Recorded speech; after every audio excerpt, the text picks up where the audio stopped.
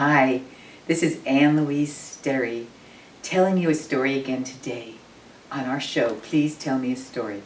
Now, all over the world, people and children make things out of string. You may even do this yourself. You may have done this when you were little, if you're big. One of the cool things about string is you can always do it again.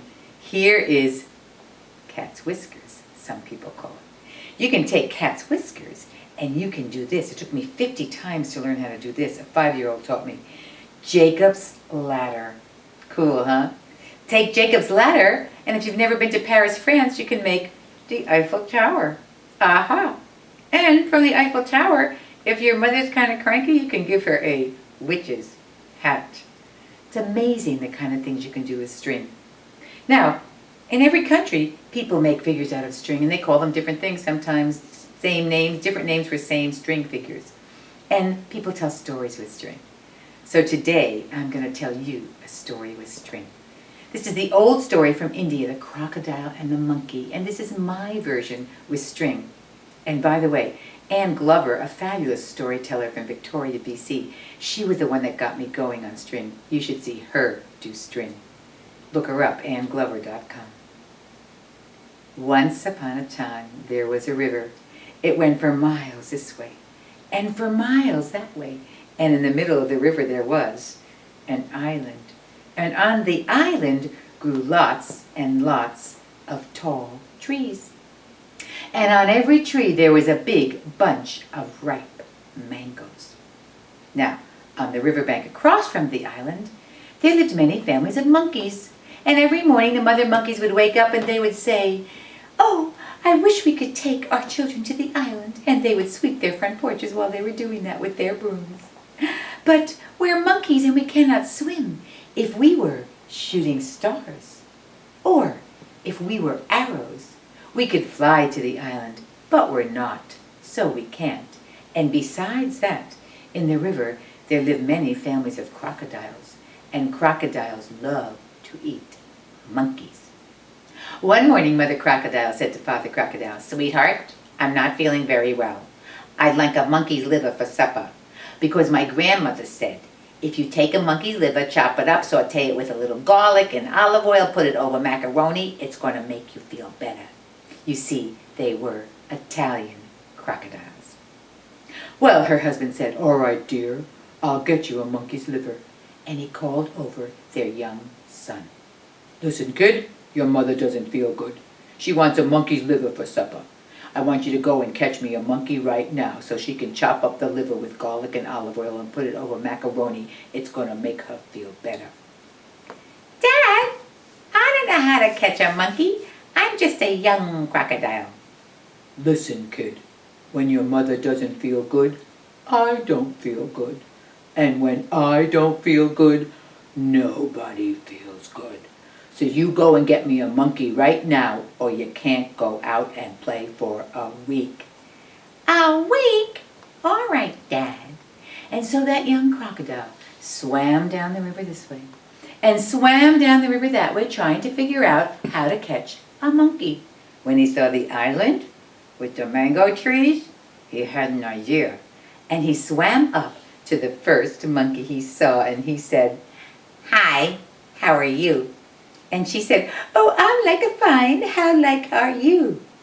Uh-oh, he thought to himself, it's a girl. He didn't like girls much in those days, but he persevered because he learned perseverance at school. I'm fine, I'm fine. Listen, are you hungry? We can go over to the island together and eat mangoes." "Oh, like a date? That'd be so romantic. I've never been on a date with a crocodile before." "Ugh, this is worse than I thought," said the crocodile to himself. But he persevered because he learned that at school, one of the 10 character traits. Sure, yeah, why don't you hop on my back and I'll take you over there. We'll just have a good time together." "Oh, that'd be so romantic. Let me just go tell my ma." Don't tell your ma." "Don't tell my mother? Like a secret, romantic date?" Sure, if you want to call it that." And so that monkey, forgetting everything her mother told her about going places with strange crocodiles, hopped on the crocodile's back, and they swam out in the river toward the island. But before they got there, that crocodile dove deep in the water, and the monkey, you recall, could not swim. She had to hold her breath till her little monkey eyes were almost popping out of her monkey head, like so.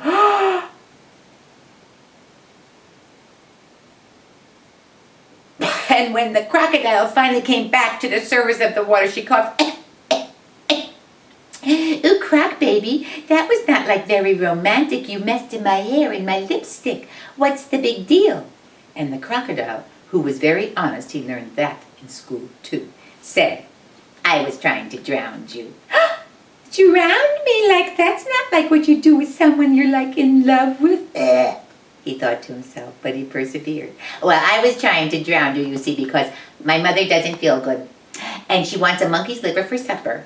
She's going to cook it up with garlic and olive oil and put it over macaroni because my grandmother said it's going to make her feel better. And my father said if I don't bring home a monkey, I can't go out and play for a week. So now I'm going to try and drown you again." Oh, like that's like so sad for like me. But I'm like so happy I could help your mother. Just like one little teensy weensy thing I have to like tell you before you try and drown me. All right, make it snappy.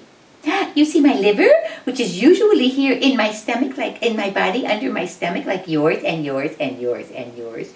Today, I did like not know I would be needing it, so I left it on that tree up there behind those leaves where I live on the riverbank. Sorry.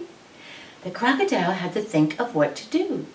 He thought for a moment and he said, "All right, I want you to go over to that riverbank. I'll swim you there. And I want you to climb the tree and I want you to throw me your liver, okay?" And she said, "Oh, like a K." And so that foolish crocodile swam her to the riverbank. And quick as a flash, she climbed that tree. And she stayed there for a long, long time. And finally the crocodile called up to her, "What's taking you so long? I thought you was going to throw me your liver so I could bring it to my mother for supper."